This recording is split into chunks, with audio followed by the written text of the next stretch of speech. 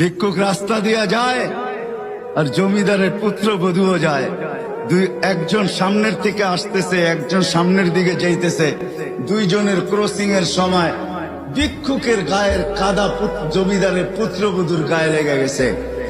সে দুনিয়া আন্দার করে ফেলছে, স্বামীকে টাইকা নিয়ে আসছে, বলছে ভিক্ষুক আমার কাপড় নষ্ট করে দিছে। সে শুধু ভিক্ষুক ছিল না, বৃদ্ধ ছিল। বৃদ্ধ ছিল না শুধু, জীর্ণ ছিল, শীর্ণ ছিল। শরীরে কাপড় ছিল না, ফাটা চিরা কাপড় ছিল। পায়ে জুতা ছিল না, পেটে ভাত ছিল না।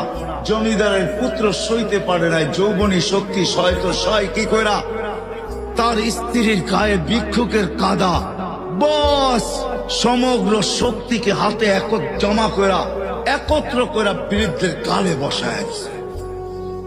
বৃদ্ধ কিচ্ছু বলে নাই, শুধু উপরের দিকে তাকায় দুই তিনটা শব্দ উচ্চারণ করছেন।